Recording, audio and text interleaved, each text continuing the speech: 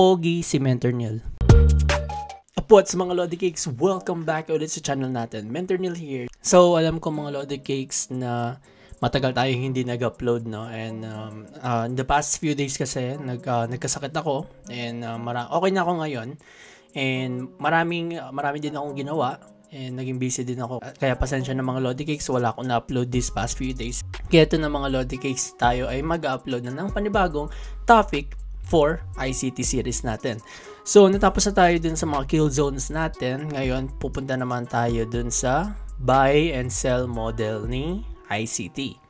Medyo mukhang simple lang itong topic natin for today. Pero dito ituturo ko na rin kung paano talaga siya i-apply. No? Mamaya papakita ko paano sa inyo.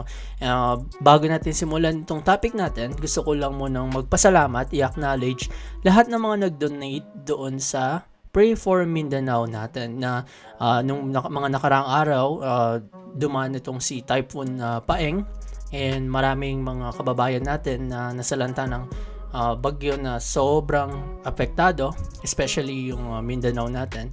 So sa lahat ng mga nag-donate dyan, sa lahat ng mga nag-share, sa lahat ng mga nag-likes, nag-acknowledge ng ating post na to, ako'y nagpapasalamat sa inyo. And yun lang, natutuwa ko at nagtutulungan tayo para sa mga kapwa Pilipino natin.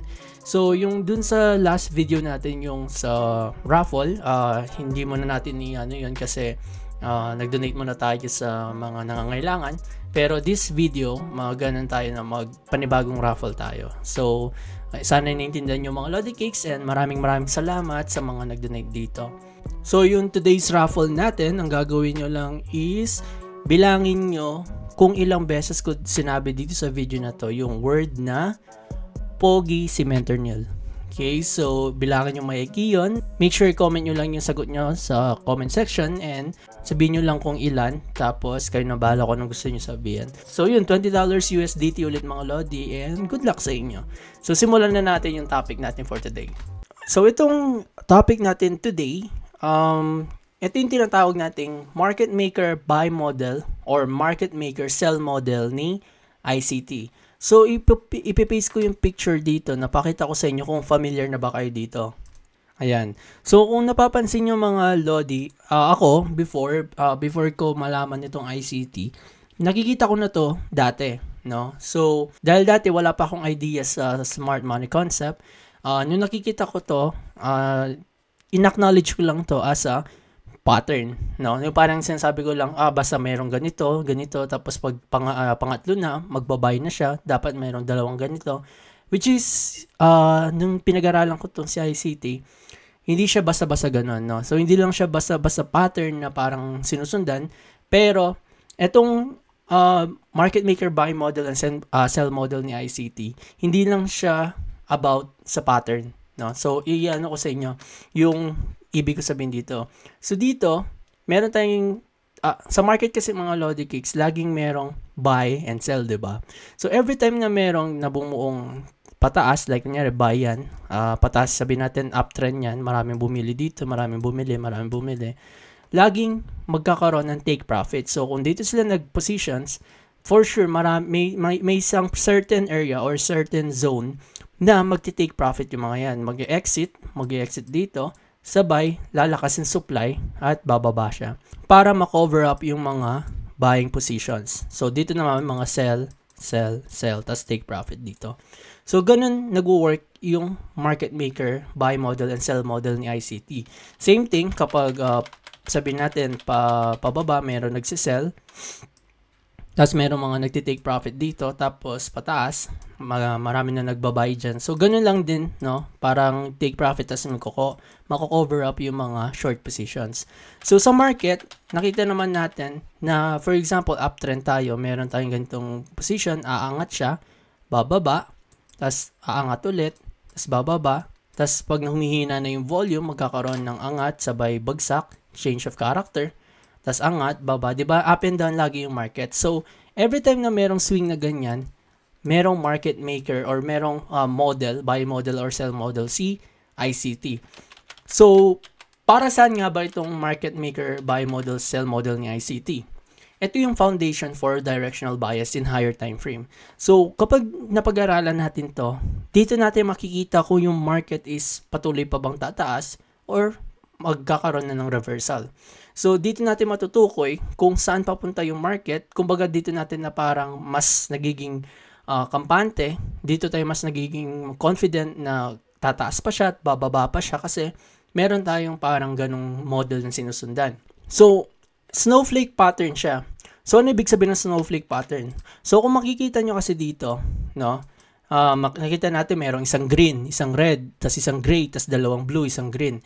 So, dito, hindi laging ganito. May chance na isang green, tapos dalawang red, tas isang gray, tas isang blue, tapos isang green. So, meron ding tigi-isa lang, isang red, isang gray, isang blue, isang green. So, ibig sabihin dito, pare-pareho lang sila ng itsura or galaw, pero hindi sila magkakamukha na as in talagang sinabi ni ICT na dapat merong isang red, merong dalawang blue. Hindi ganun yun. That's why tinawag siyang snowflake pattern. Iba-iba man yung mga parang size or mga itsura nila, pero iisa pa rin yung concept. So, the more na inintindi natin yung concept nitong market maker profile natin ni ICT, the more na mas magigets natin yung market kung paano siya gumalaw. Dito, tuturuan ko sa inyo paano i-apply itong Fibonacci premium and discount natin, yung OB, tsaka yung mga fair value gap natin or FVG, optimal entry point. So, kung di nyo pa napanood yung mga past videos natin regarding this Fibonacci, OB, FVG, make sure na panoorin nyo na sa SMC playlist natin kasi malilito kayo kung ano yung mga pinagsasabi natin kasi medyo komplikado na yung topic natin today. That's why, mas maganda na panoorin nyo muna yun bago kayo pumunta dito. So dito, pagsama-sama natin yung mga yun to generate confluences. The more na marami tayong confluences, the more na marami tayong confirmation, the more na mas mabubuo natin yung parang idea kung saan or ano yung magiging itsura ng isang market maker profile natin. So dito mga Lodi Cakes, yung SSL or yung sell side liquidity or BSL or yung buy side liquidities, ito yung unang tinatamaan bago magkaroon ng reversal. So, yung ibig sabihin dito, for example, meron tayong downtrend, uptrend tayo dito. Tapos meron tayo ditong parang sell side liquidities. So, kung magbababa yan, pagkatama niya dito sa sell side liquidities natin, dito magfo-form yung parang yung buy model natin. So, dito magsisimula yung midpoint. Tapos, doon magkakaroon ng parang reversal. So, usually, doon siya nakikita or yun yung parang pinaka main point natin na parang okay, doon na magsisimula yung market maker natin. Kasi, hindi talaga natin siya usually naaabutan yung umpisa. Like, yung ibig ko sabihin, hindi naman porket meron nagkaroon ng ganito, parang accumulation, hindi natin masasabi kung ito ba'y aangat or kung ito ba'y bababa.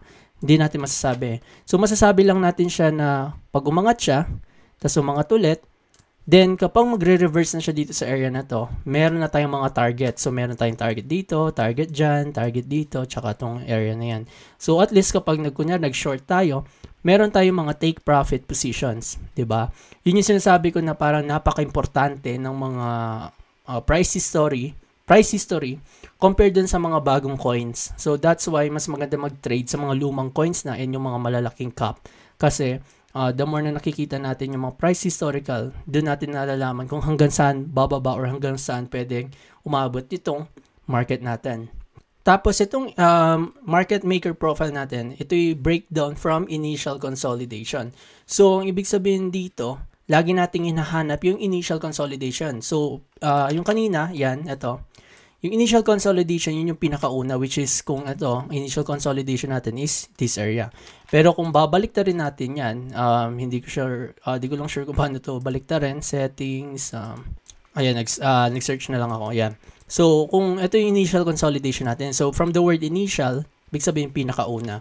So, ang ibig kong sabihin dito, kapag nakita nyo na initial consolidation, tapos nagkaroon na tayo ng parang reversal, dito malalaman natin itong reversal point na to sa past history. So for sure meron din dito historical price na consolidation na taken out. Tapos ngayon, dahil na taken out na to, may chance na magkaroon na siyang reversal pababa. So ang next target natin is itong initial consolidation natin. So ang sabi ko dito is look for SMR. Ibig sabihin ng SMR, Smart Money Reversal. Alam ko na medyo maraming malalalim na words or terms si ICT, pero sa mga past lessons natin sa SMC, merong mga tao na parang ginawang easy na lang yung mga terms like field swing. So, smart money reversal is same thing as field swing. Ako, mga Lodi Cakes, hindi dahil nagtuturo ako ng ICT is gagayahin ko lahat ng ginagawa niya, pati yung mga malalalim na terms niya. Kasi to be honest, ayokong masyadong madaming mga terms sa utak ko. Ako kasi mga Lodi Cakes, ang technique ko dito sa pagtitrade, yung mga terms na parang na-apply sa akin or parang mas familiar sa akin, mas madaling maalala, dun ako. Hindi ko na kailangan ng mga malalalim na terms kasi pare-pareho lang yan eh. Pare-pareho lang yung mga words, iniiba lang nila para lang magmukhang matalino, 'di ba? Pero si ICT kasi, kumbaga, hedge fund kasi siya, kaya yun yung kinalakihan niya.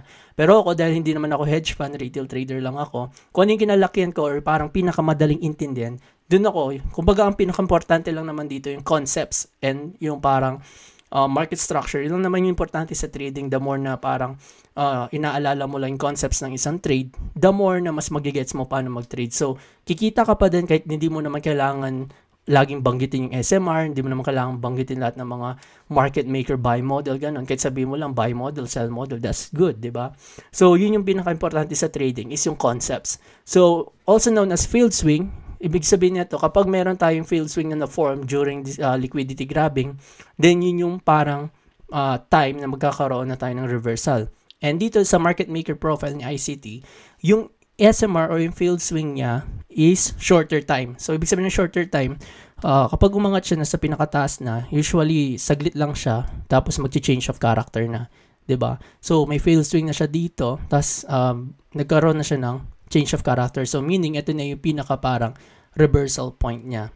So, shorter time siya compare sa initial consolidation. Kung mapapansin nyo kasi dito, yung initial consolidation natin, mas madami siyang galaw, no? Mas marami siyang swing, pero yung point natin dito is saglit lang. Kasi mas marami na siyang parang, mas parang kumbaga unhealthy na yung pag-angat niya and kailangan, marami na nagtitake profit dito. So, humihina na yung momentum unless trend continuation siya, no? So, dito mga Lodi Cakes, pareho siyang, pwede siyang trend continuation or pwede rin siyang reversal. Ang ibig ko sabihin dito, pinapakita kasi dito sa picture na to, no? Napansin nyo na parang downtrend siya kasi nag-create siya ng, sabihin natin ito, lower low, tapos nag-create siya ng new lower low, tapos ito lower high. Pero sa market, pwede rin siyang lower low to, ang mangyari sa kapag uptrend yung market, pwedeng higher low to, tapos itong green na to, pwedeng kahit hanggang dito lang, sabay, aangat na siya.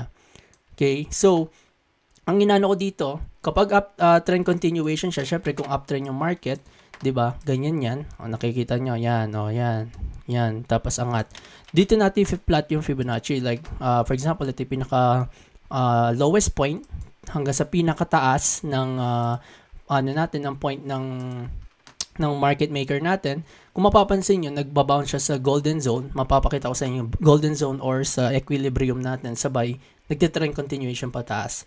So, andito pa rin yung directional bias natin. That's why, hindi lang siya basta-basta na makita nyo lang na merong ganito. Alam nyo na dalawang red tapos isang green. No, hindi ganun yun. So, always merong concepts and confluences and confirmation. Parang pinagsama-sama. Yun yung pinaka-importante sa trading. The more na marami kayong confluences, much better.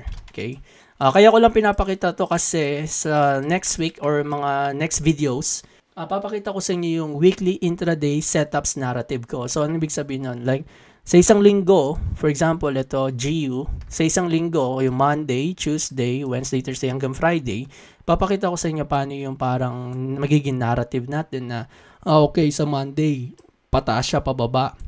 Tapos pagdating ng Wednesday, nagkaroon ng reversal point, pataas siya.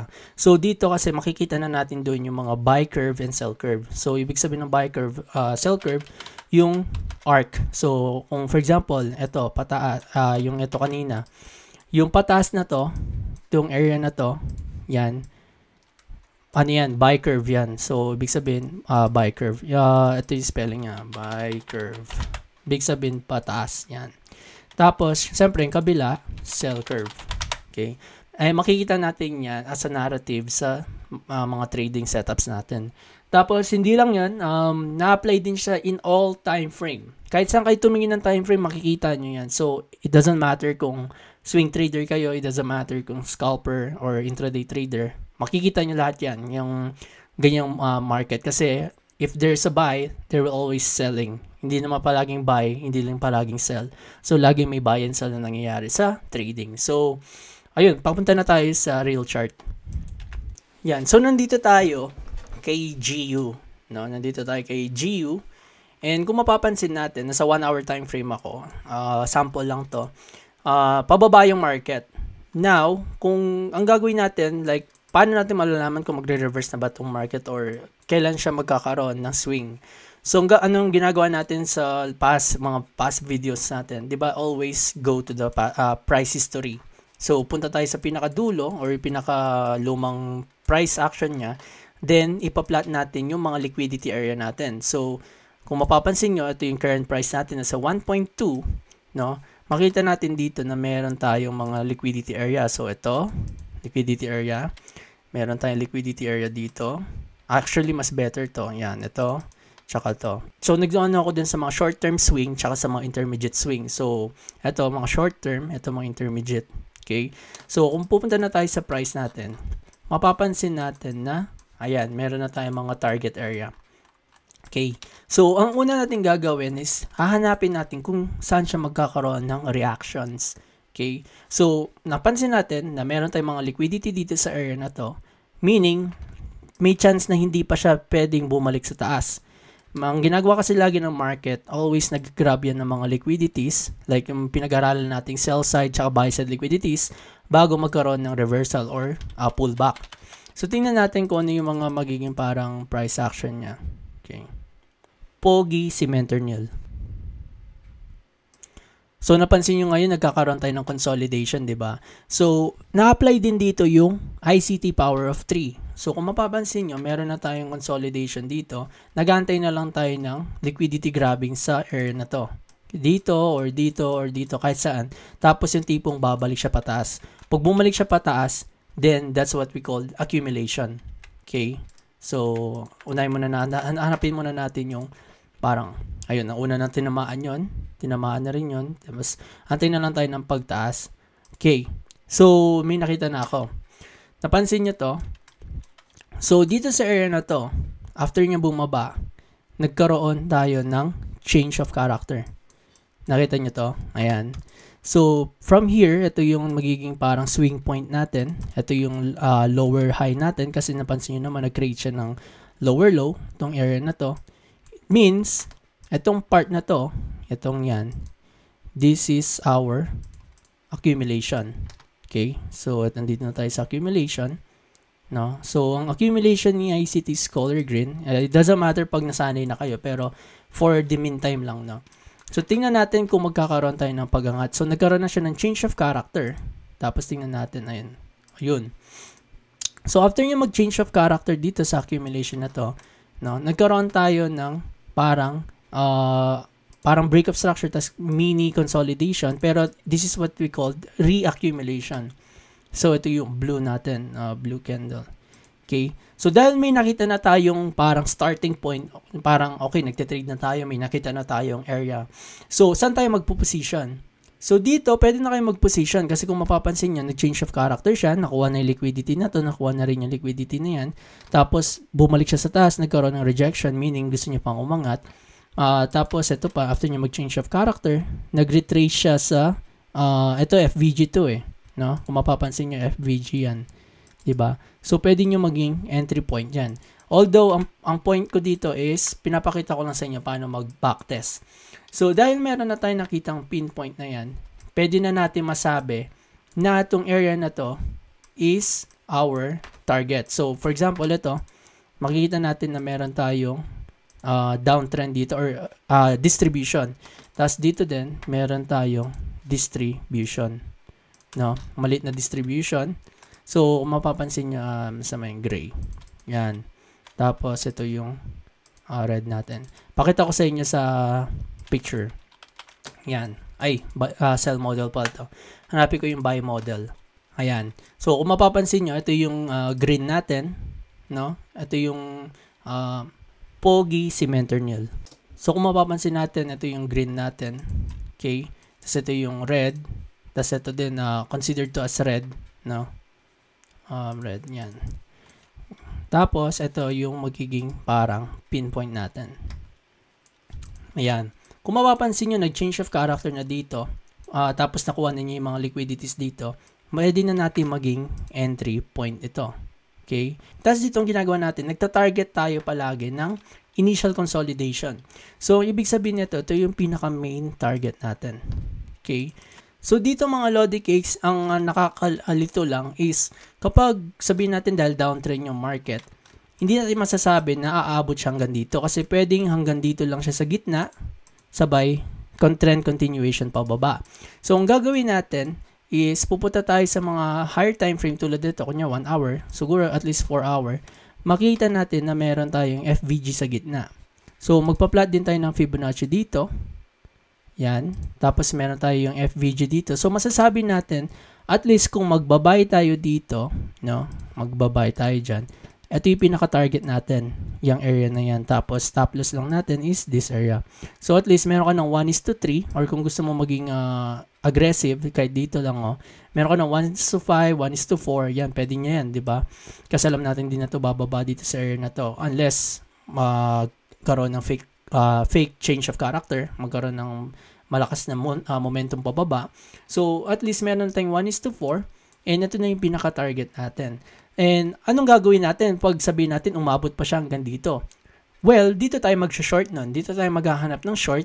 Ang ginagawa natin dito is tinitake natin yung mga trades as much as possible. Yung parang pinaka minamaximize natin yung pinaka potential na pwede mangyari. Kasi hindi natin sure na kung aabot ba siya sa initial consolidation natin. May chance na pag umangat yan, hanggang dito lang. Tapos, bababa. Kasi kung mapapansin nyo naman yung market, it's still on downtrend. 'Di ba? So, ang mas maganda dito, pagkatapos niya dito, dahil nasa gitna na siya, it's either pwede kayo mag-take profit or take partials, tapos move your stop loss to break even. Okay, kapag nangyari yun, tapos hayaan nyo na lang yung profit na umabot hanggang sa initial consolidation natin. Kasi yung original ICT or market maker profile natin, ang target talaga is yung mga initial consolidation, pero not all the time umaabot siya sa initial consolidation. Nangyayari lang is pag may trend continuation, doon natin ipa-plot yung Fibonacci natin, tapos yung kung short to, kung sabihin natin pababa, maghanap tayo sa premium area. Kung papatas naman siya, maghanap tayo sa discounted area. So, we'll see kung ano mangyayari sa market. Okay, o yun, nakita nyo. So, after nyo na-take yung profit natin, bigla siya nag-react pababa. Ngayon, anong gagawin? Magsisell na ba tayo dito? Yun doon nagkakamali yung mga tao, yung mga retails. Kasi, kung mapapansin natin, ito yung current range natin. Itong nasa taas, tapos itong nasa baba. Nasaan yung market? Nasa gitna. So, kung mag-short ka dyan, sabihin natin, mag-short ka dyan. Yan, sabihin natin, nag-short ka dyan. Ang stop loss mo, pinaka parang reliable stop loss mo, kung conservative ka dito, kung aggressive ka dito. Pero, ang mangyayari, kung yung market is patuloy magkakaroon tayo ng market model, kukunin lang niya yung mga liquidities na yan. Kahit dito ka pa mag-SL or dito ka pa mag-SL, kukunin niya yung liquidities na yan. Sabihin natin, mag-buy ka ulit. Sabihin natin, dito ka pa lang mag-buy. Tingnan mo, saan yung pinaka reasonable stop loss mo? Siyempre, dito sa area na to. Or, dito sa area na yan. So, kung mapapansin nyo, saan take profit nyo? Siyempre, dito. Kasi may chance na hindi na umabot hanggang dito. May chance na pagdating dito, mag-reverse siya. Tingnan nyo naman. 1:0.6, sinong gusto ng trade na ganyan, di ba? So, once na na-take nyo na yung profit dito sa area na to, sa kanina, yan. Once na na-take nyo na yung profit na yan, mag-aantay na tayo ng next position, which is, tingnan natin, no? Tingnan natin kung magkakaroon siya ng pagbaba. Ayun, nakita nyo? Nagkaroon tayo ng parang bumaba, pero hindi siya nagtuloy-tuloy o mga tulit. Tingnan natin ano mangyayari. Ayun, oh. Nakita nyo, kung nag-short kayo dito, tanggal na yung mga stop loss dito kasi akala nila trend continuation, tuloy-tuloy pababa. Pero nangyari is umangat pa siya papunta sa initial consolidation natin. 'Di ba? So, ang gagawin natin yan, dahil tapos na tayo dito sa long natin, alisin na natin to dahil invalidated na yung di na siya trend continuation. Ang chance nito ay tatamaan na niya tong initial highs natin or yung initial consolidation high natin. So, tingnan natin ano yung mga magiging price reaction niya. Ayun. So, dahil natamaan na niya, yung price, kung so ano natin dito, yung price initial natin, ang mangyayari, kompleto na yung buy model natin. Nakita niyo, ito yung blue. Tapos ito yung isang blue. No? Tapos, nakita niyo dito, meron na tayong consolidation. Okay? Yan. Ay. Yan. So, ito na yung magiging parang ending natin. Yan. Diba? Kung mapapansin nyo, meron na tayong ICT buy model. Diba? Ngayon, dahil nasa 1 hour time frame tayo tumitingin, ang gagawin naman natin yan is maghahanap tayo ng short. Kasi dahil natamaan na initial consolidation dito, most likely, may chance nang tumuloy ito pababa. Kasi dahil downtrend yung market, considered pa rin ito as downtrend hanggat hindi magkakaroon ng basag dito, may chance na bumaba na ulit ito, lalo na mayroon pa tayong mga liquidities dito. And ito na initial consolidation natin kasi anong nangyari, itong buy side liquidities natin na taken out na ng ito area na to. So na-trigger na yung mga stop outs and yung mga profits or gains dito wipe out na. Okay? So ngayon kung mapapansin natin itong area na to, yan. Anong mangyayari? Dito na papasok yung another model. So, kunin ko lang isa. Ayan. Pwede nandito yung sell model natin, di ba? So, kung tapos na yung buy model natin, meron na tayong sell curve, meron na tayong buy curve, may chance na meron naman tayong, ito yung maging ano natin, ito yung maging buy curve, tapos ito yung maging sell curve natin. Di ba? Nagets niyo yung concept ng ano natin? So, nangyayari lang, para lang siyang wave. So, merong down, up, down, up, down. So, ganun lang siya. Ulit-ulit lang siya. So, kung ang gagawin natin, dahil tapos na tayo dito sa buy model natin, pwede nyo nang ibayin yung kulay dito. So, alisin nyo na to. Or sabihin natin, stay natin kulay na ganyan. So, dahil nasa sell model na tayo, ito na yung magiging parang ano natin. So, itong area na to, itong green na yan, ayan, itong part na yan, yan na yung parang magiging gray natin. 'Di ba? So ito yung green natin. Yan, no? So nandito na tayo, mag-focus na tayo dito sa part na 'yan. Okay? So ayan, ito yung green natin. Meron tayong dalawang reaccumulation, tapos meron na tayong isang distribution dito. So ngayon dahil natamaan na niya yung ano dito, tapos ito yung sinasabi kong smart money reversal, which is yung field swing. Kung makikita nyo dito, meron tayong dalawang top. Ayan o. Nakita nyo? So, nagdalawang top, nagkaroon ng field swing, which is umangat siya, bumaba, tapos umangat, hindi na niya natamaan to.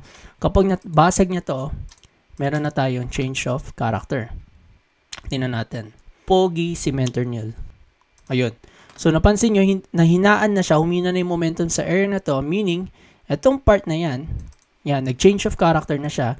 Then, ibig sabihin, ito na yung parang yung distribution natin. Diba? Napansin nyo? Nagets nyo ba?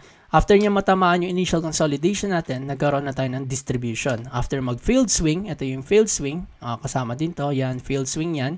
Kasi hindi siya na-break, no? Hindi na-break itong highs natin. Nag-create na siya ng lower low. Okay? Ngayon, ang next natin yan is, hahanap tayo ng entry point. Kung mapapansin natin, meron tayong FVG dito.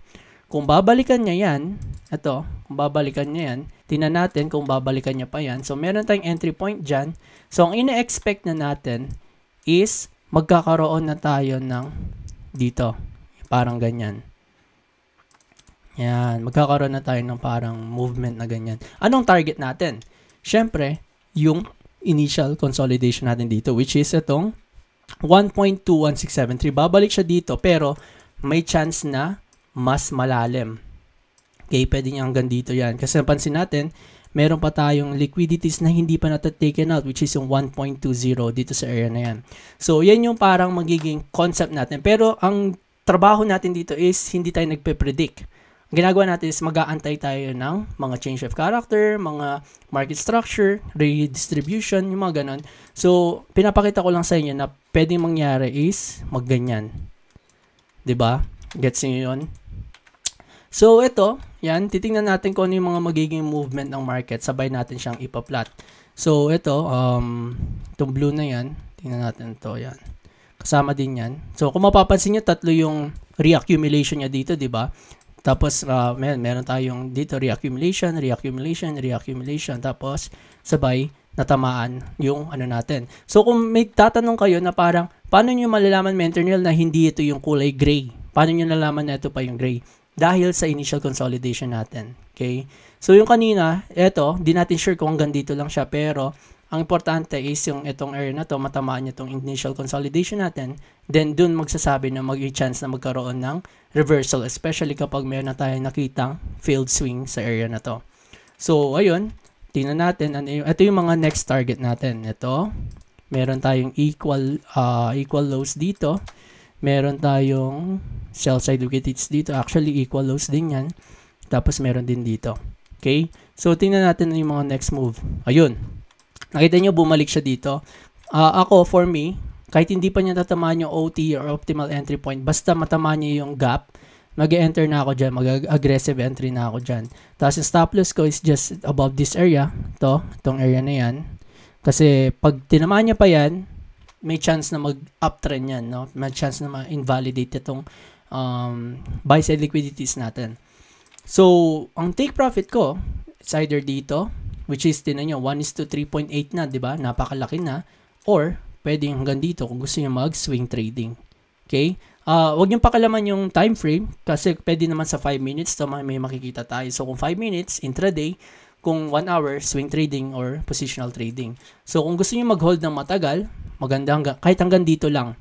Kasi kung titingnan natin mga lodi, kamukha ng kanina, ipa-plot natin yung Fibonacci from dulo hanggang dulo.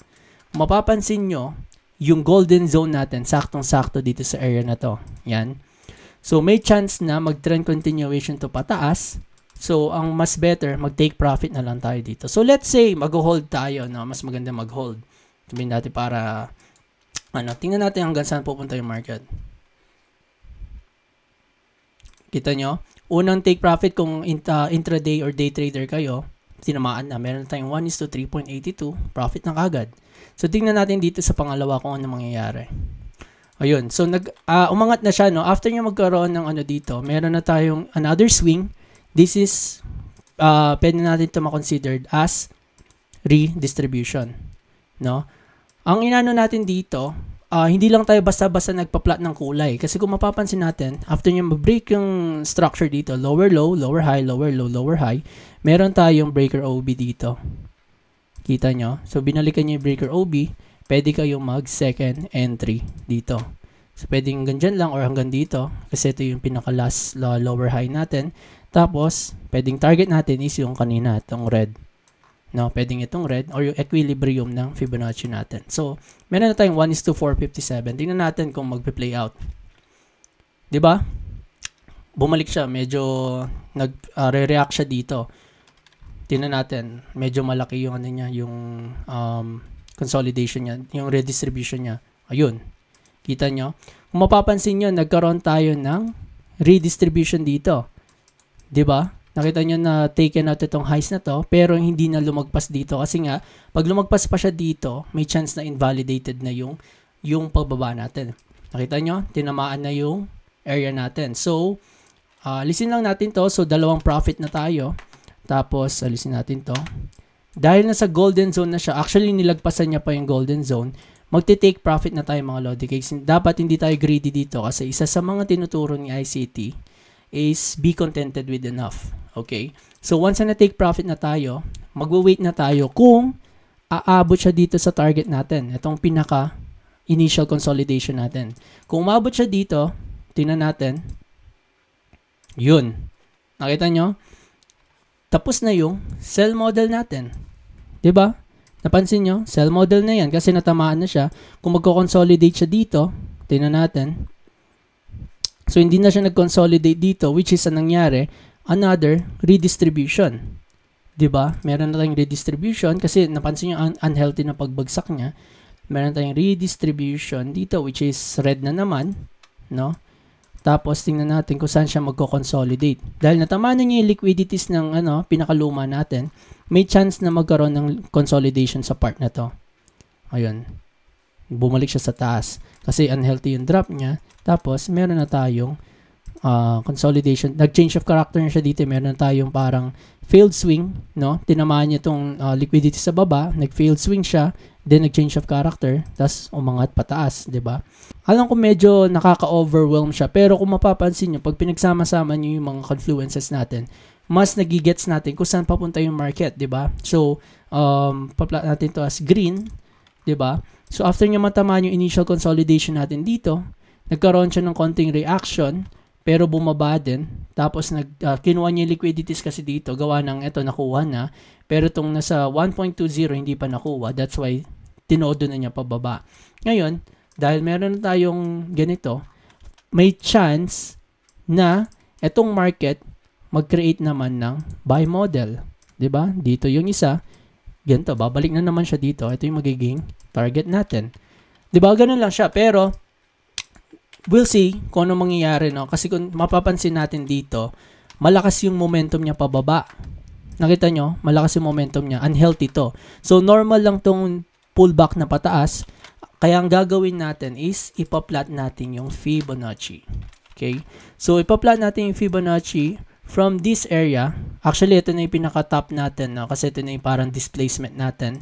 So, kung di nyo pa napag-aralan yung displacement, please go to our Fibonacci premium and discount video natin kasi napaka-importante na. Napansin ko medyo may na yung views, no? Pero sobrang importante nun kasi premium and discount is about psychology. Ibig sabihin nun, we never buy on premium price, 'di ba? We always buy at discounted. Sinong bibili ng 1,000 na chocolate kung meron namang 200 na chocolate kapag nagdi-discount siya or parang may sale? 'Di ba? So same thing lang din dito sa trading. Hindi tayo bumibili kapag mahal, hindi rin tayo nagbebenta kapag mura. Gets nyo? So napansin natin na ayun, ito yung sinasabi kong trend continuation kasi kung mapapansin nyo, after nyo bumagsak, malakas yung momentum niya, then nagkaroon tayo ng parang for sure sa 4 hour meron tayong FVG dito, ito. So meron tayong FVG. Yan, meron tayong FVG dito. Meron din tayong FVG dito. So, pwede niyang i-respect yan. Tingnan natin kung magkakaroon. Tapos, kung tutuloy-tuloy siya pababa. Ayun. So, napansin nyo, consolidate siya dito, then tuloy-tuloy na siyang pababa. So, hindi na ang nangyari, kasi mga lodi, kapag ginawa nila to ulit-ulit, itong buy model, sell model, then magko-consolidate lang yung market. Pero kung may trend continuation or merong parang gusto niya magbago ng position or magbago ng price, then may chance na hanggang Fibonacci lang or hanggang golden zone lang tayo. Napansin nyo, umabot lang siya sa golden zone, nag-consolidate sa equilibrium, sabay, bumagsak. 'Di ba? Then, meron na tayong panibagong buy model, sell model dito sa area na to. 'Di ba? So, lahat ng mga nakikita nating part ng area na yan or arc, laging merong model or merong mga buy model, sell model. It doesn't matter kung ilan yung blue, kung ilan yung red. It doesn't matter. Ang importante dito is alam natin hanggang saan yung pinaka midpoint niya o yung parang kung nasaan nagkakaroon ng failed swing dito. Tapos, asan yung initial consolidation natin. Kasi yun yung mga pinaka tinatawag natin external range liquidity o yung intermediate low or high. So, ibig sabihin ng external range liquidity, ito yung mga liquidity na hindi basta-basta natitaken out. Kasi kung mapapansin natin ito, ang layo, di ba? Isipin nyo kung may nag-long dito noong May 12, tinan nyo kailan lang niya natamaan or kailan lang na-stop out yung mga naka-long positions. June 13. It's almost 1 month bago natamaan or nawala yung mga positions ng long positions dito. Diba? So, external siya kasi hindi siya basta-basta natitaken out. Unlike dito, kung nag-long ka dito noong May 24, pagdating nung May 25 or etong June 1, so isang linggo lang, natamaan na kagad yung liquidities or yung shorts mo. Or yung long positions mo, natamaan na kagad yung stop loss mo. So, internal yon kapag saglit lang. Pag matagalan, is external. So, same thing lang siya with intermediate, high and low. Yun yung retail term or parang mas madaling intindihin. Kaya, yun yung pinaka-importante sa lahat mga Lodi Kicks. No? Yun yung mga parang mga dapat nating alamin na liquidities kung hanggang saan siya aabot, hanggang saan siya pwedeng tamaan. So, I hope na nakatulong ako sa inyo. I know na medyo nakakalito siya. Pero sa mga susunod nating videos, yung mga weekly video narratives natin, weekly narrative, doon mafo-focus ko, papakita ko sa inyo kung paano ako nag-test or nagba-backtest, paano ako narrative, paano ako nagdi-discuss ng narrative sa weekly natin, kung saan siya pwedeng pumunta, kung paano ako nagpa-plot, kung paano ko siya, like, ano yung mga targets natin for this day, targets natin for next week. No? So, ganun yung strategy ko ngayon. Ganun yung ginagawa ko. Kaya, inuna ko muna sa inyo to. And backtest lang na mag-backtest sa mga Lodi Cakes, no? So, yun lang mga Lodi Cakes. Maraming salamat sa panonood and make sure to like and click subscribe na rin sa video natin. Open nyo na rin yung notification button para kapag alam mo yun, pag gusto nyo pang manood about dito, which is for sure, mas gusto nyo pang manood dito kasi sobrang laking tulong nito. Kapag may bagong uploads ako, kayo yung unang makakapanood, diba? So, yun lang mga Lodi Cakes. Maraming salamat sa inyo. Mentor Neil here, signing out. Peace!